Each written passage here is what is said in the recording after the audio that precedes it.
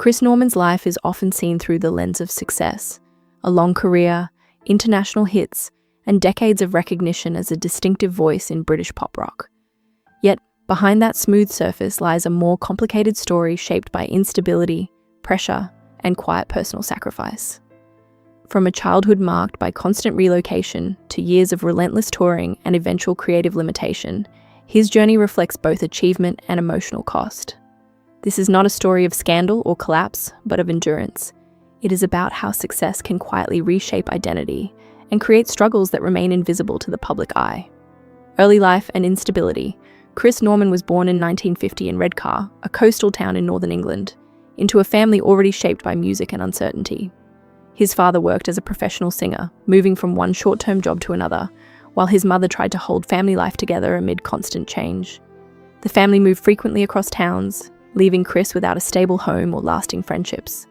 By his mid-teens, he had attended multiple schools, always the newcomer. This instability shaped his personality early, teaching him adaptability, but also a deep sense that nothing in life was permanent or fully secure. First steps into music entered Chris Norman's life naturally, almost as part of his household environment rather than a separate ambition. With a father already working in performance, singing and rehearsing were everyday experiences. As a teenager, Chris picked up the guitar and began learning through imitation rather than formal instruction. He practiced with friends, slowly developing confidence and skill through repetition and shared enthusiasm. There was no structured plan or professional guidance at this stage. Instead, music became both an escape and an expectation, something he enjoyed but also something he was quietly being shaped to pursue as a future career. Forming the band and early struggles. In 1960, Chris Norman and his school friends formed a small band that would eventually evolve into Smokie. At first, it was just teenagers experimenting with instruments and performing wherever they could. Over time, the lineup changed and the group developed its identity through persistence rather than immediate success. They played under different names, gradually improving but remaining largely unknown. The British music scene was crowded and competitive, dominated by major acts that left little space for newcomers. Despite this, the group continued, driven by determination and the belief that consistent effort might eventually lead to recognition. Years in small venues. Throughout the 1960s and early 1970s, the band survived by performing in small venues across northern England. These included working men's clubs, pubs, school events, and local halls. The conditions were modest, and financial rewards were minimal, often barely covering travel and equipment. The band handled everything themselves, from setup to transport, while managing exhaustion and uncertainty.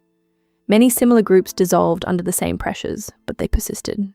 These years were defined by repetition, long journeys, and limited recognition, yet they built resilience and strengthened their identity as musicians committed to continuing, despite the lack of immediate success.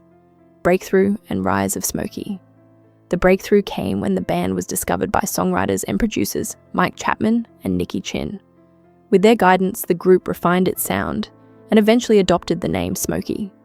Success arrived quickly in the mid-1970s with hit singles that climbed the charts across the UK and Europe. Songs such as If You Think You Know How to Love Me brought widespread attention and transformed their lives almost overnight. However, the rapid rise also introduced intense demands.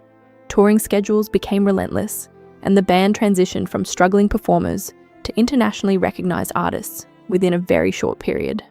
Fame, pressure, and exhaustion. With fame came an exhausting cycle of touring, recording, and promotion that left little room for rest or personal life. Chris Norman spent long periods in hotels, airports, and backstage spaces, often disconnected from family and routine. The expectations of constant performance created both physical and emotional strain. While success brought financial stability and global recognition, it also reduced personal freedom. The repetition of performing the same songs night after night added to a growing sense of detachment. What had once been a passion gradually became structured work, shaped more by obligation than by creative spontaneity or personal expression. Creative frustration and inner conflict. As Smokie's popularity grew, Chris Norman began to feel increasingly restricted creatively. Most of the band's material was controlled by external writers, leaving limited space for artistic input. While the formula brought success, it also created a sense of limitation. He often felt like a performer rather than a creator, delivering songs that did not fully reflect his evolving identity. This tension between commercial success and personal expression became more noticeable over time. Although he remained professionally committed, the lack of creative freedom introduced a quiet inner conflict that gradually influenced his outlook on long-term participation in the band. Family strain and emotional cost. Behind the success, the demands of touring placed significant strain on Chris Norman's family life. Long absences meant missing important milestones, while constant travel made stability difficult. Even when at home, exhaustion from work limited emotional availability. Relationships had to adapt around his schedule rather than the other way around. His family carried much of the burden created by his career demands. Although there were no public scandals or breakdowns, the emotional cost was real and persistent. The tension between professional obligation and personal presence became one of the most enduring challenges of his life during this period. Later, career and changing industry. As the music industry evolved, Chris Norman's role shifted from active chart performer to heritage artist. New generations discovered music differently, and streaming replaced traditional album-driven success. While his earlier hits remained popular, new material received less attention.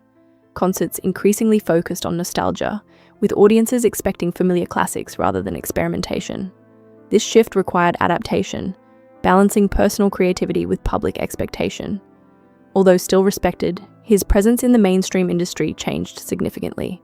He continued performing, but the emphasis moved towards celebrating past achievements rather than shaping new musical directions, reflecting broader changes in how music is consumed. Reflection and legacy. In later years, Chris Norman became more reflective about his journey, openly acknowledging both the rewards and costs of his career. He described success as something that required sacrifice, particularly in terms of time, freedom, and emotional balance. Looking back, he recognized how fear of loss and pressure to maintain relevance influenced many decisions. His legacy is not defined by dramatic downfall, but by endurance and emotional honesty. His voice and songs continue to resonate because they carry a sense of lived experience. Ultimately, his story reflects how long-term success can coexist with quiet, persistent personal struggle. Outro Chris Norman's life is not a simple narrative of fame or decline, but a layered journey shaped by movement, ambition, and reflection. From a restless childhood to global recognition with Smokie and beyond, his path illustrates how success often comes with unseen costs. While his music brought joy to millions, his personal experience was marked by distance, pressure, and evolving identity. Yet through it all, he continued to perform, adapt, and create. His story stands as a reminder that behind every enduring career lies a complex human reality, where achievement and sacrifice are often inseparably connected.